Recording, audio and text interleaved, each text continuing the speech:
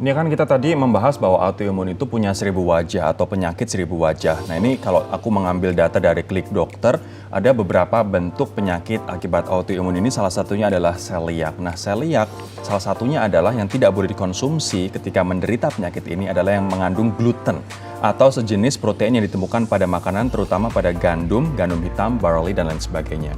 Kalau misalnya ada autoimun yang berjenis lupus, psoriasis, atau IBD, ini sebaiknya mengkonsumsi makanan seperti daging dan juga ikan yang masih fresh, langsung dari alam, bukan olahan. Kan banyak banget tuh makanan olahan, bakso, kemudian kaleng-kalengan begitu kan. Ubi manis, susu, air kelapa, alpukat, teh, dan juga minyak kelapa. Maka dari itu makan sehat, makan yang teratur, makan yang kita butuhkan, bukan yang kita inginkan. Itu penting banget untuk hampir seluruh jenis penyakit, terutama yang kita bahas saat ini, yakni autoimun. Betul, dan kuncinya memang adalah disiplin untuk bisa melawan sekaligus berdamai dengan autoimun ini. Karena kalau nggak disiplin, mematuhi yang boleh dan tidak boleh, do and don'ts-nya, bisa kacau tuh semua terapinya, betul ya? Betul, nah ini menarik banget karena Hayomi Rinjani akan berbagi beberapa hal yang harus dilakukan dan juga harus dihindari oleh seorang penderita autoimun. Betul, biar kita nih makin paham dan juga segera untuk bisa mengenali gejalanya. Jadi bila ada keluhan yang sama kita rasakan sehari-hari, ini juga bahkan bisa langsung kita periksakan.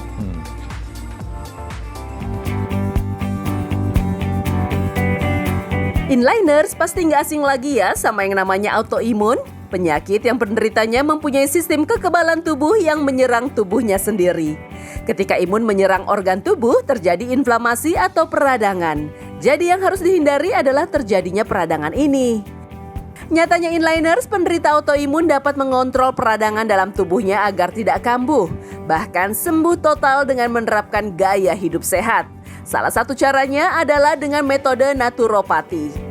Pendekatan naturopati ini menitik beratkan pada proses keseluruhan secara holistik tubuh seseorang yang melibatkan mind, body, and soul. Jadi melibatkan pikiran, tubuh, dan kondisi psikis penderita untuk meraih kesembuhan.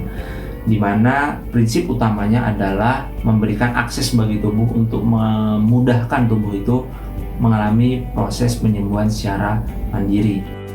Penerapan naturopati dilakukan dengan perbaikan diet dan memastikan hanya mengkonsumsi makanan dengan nutrisi yang dibutuhkan tubuh. Berikut do's and don'ts yang bisa dilakukan penderita autoimun. Yang pertama, pastikan kebutuhan cairan harian tercukupi. Minum air minimal 8-10 gelas per hari.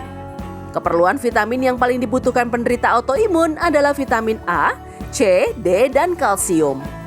Vitamin A dan C bisa didapatkan pada sayur dan buah-buahan.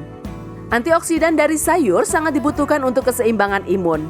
Sayur yang dibutuhkan penderita autoimun lebih banyak dari orang biasa, yaitu 750 cc tanpa kuah ya inliners, atau sekitar 2,5 gelas sayur per hari. Untuk buah, penderita autoimun minimal mengkonsumsi 2 buah dalam sehari. Selanjutnya adalah omega 3. Omega 3 dapat ditemukan di ikan, namun untuk beberapa penderita autoimun, ikan bisa memicu peradangan. Jadi untuk mendapatkan omega 3 yang aman bisa dari olive oil atau canola oil. Untuk vitamin D bisa didapat dari matahari nih inliner. Siapkan waktu untuk berjemur setiap hari. Eits, tapi ada beberapa penderita autoimun yang tidak kuat sinar matahari dan malah dapat memicu peradangan. Kalau sudah begini, harus konsumsi vitamin D aja ya inliners. Buat yang suka jamu, nggak ada salahnya nih rutin mengkonsumsi jamu kunyit asam. Kunyit terbukti dapat mengontrol inflamasi dan menstabilkan imun loh inliners. Sekarang buat yang harus dihindari nih. Pertama-tama, jangan makan berlebih. Penderita autoimun harus strict sama kalori. Mesti cukup, pas, dan tidak boleh berlebih. Karena kelebihan berat badan memicu inflamasi juga. Selanjutnya, jangan kebanyakan garam ya. Batasi asupan garam hanya 1 sendok teh per hari. Buat yang suka makan creamy dan produk susu, harus say bye-bye nih. Produk susu harus berhenti. Jadi untuk asupan kalsium, cukup dari vitamin aja ya.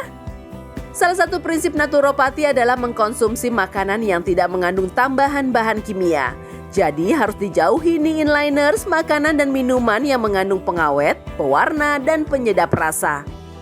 Yang terakhir, buang pikiran negatif jauh-jauh. Karena pemicu kambuhnya alergi pada penderita autoimun adalah stres. Ingat untuk selalu happy ya. Semangat para pejuang sehat.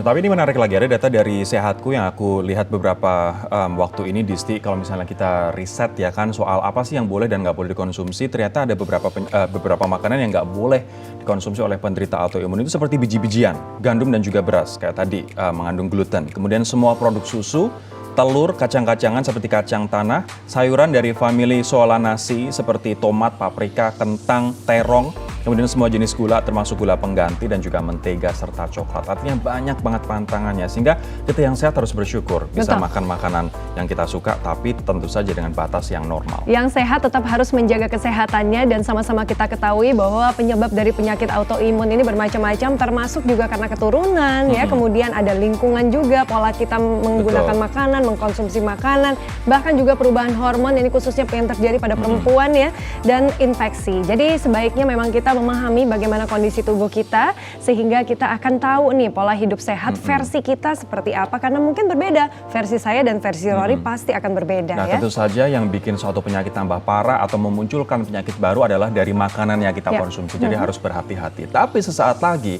ada inspirasi makanan yang sehat karena berasal dari ikan. Ini adalah olahan ikan pari khas Nusantara yang kaya rempah dan juga rimpang dan juga penuh manfaat. Seperti apa sih variasi atau olahan dari ikan pari ini, kita saksikan sesaat lagi.